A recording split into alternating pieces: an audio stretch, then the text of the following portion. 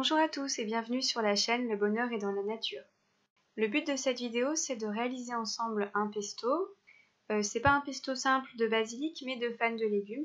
Donc l'idée, c'est aussi de faire du zéro déchet, puisque les fans de légumes, en général, on ne sait pas trop quoi en faire, mais il y a plein de possibilités en réalité pour les cuisiner. C'est une recette vraiment très simple, économique et 100% végétale, c'est-à-dire qu'elle ne contient aucun produit animal. Le pesto d'habitude il y a donc du parmesan et là vous allez voir il est remplacé par les noix de cajou. Cette recette peut être réalisée avec d'autres fans de légumes comme des navets par exemple.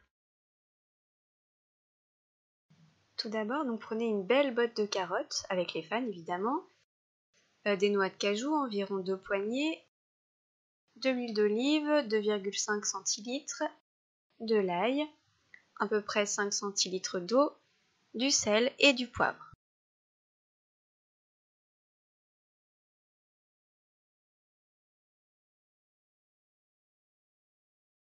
Il faut commencer par prendre les carottes, tout simplement. Donc découper les fans.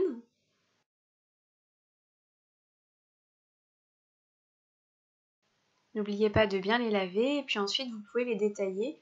Donc pas forcément en trop petits puisqu'ensuite on va les mixer. Donc voilà, mettez-les dans un bol pour mixer ensuite les fans.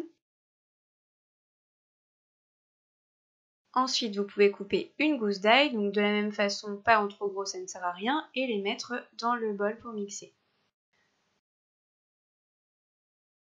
Ajoutez environ donc 2 poignées de noix de cajou. En fait, les noix de cajou vont remplacer le fromage.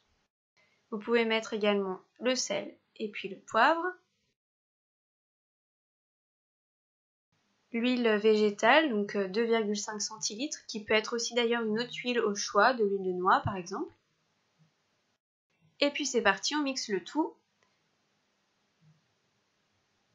Donc le but c'est vraiment que ça fasse encore des petits bouts, mais vous pouvez mettre de l'eau. Donc le but de l'eau ici ça va être de lier un petit peu l'ensemble et puis de lui donner une texture un peu plus onctueuse. Donc c'est vous qui voyez l'eau que vous voulez mettre à l'intérieur selon votre goût. Ce qui est prévu à peu près c'est 5 centilitres. Moi j'ai pas tout mis parce que ça m'allait bien sans tout ça.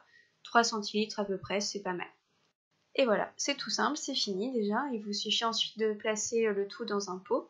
Et puis vous pouvez le mettre au réfrigérateur pour le conserver à peu près une semaine pour différentes recettes. Alors moi je m'en suis servi sur des pâtes. Également vous pouvez l'utiliser comme sauce à délayer avec d'autres éléments, je sais pas moi, des courgettes, des aubergines par exemple. Ou tout simplement mettre un petit peu à griller sur un toast, c'est délicieux aussi. Voilà, j'espère que cette recette vous aura plu et puis n'hésitez pas donc à vous abonner pour en voir d'autres et à mettre un petit commentaire si jamais vous avez apprécié. Je vous remercie beaucoup et à tout bientôt.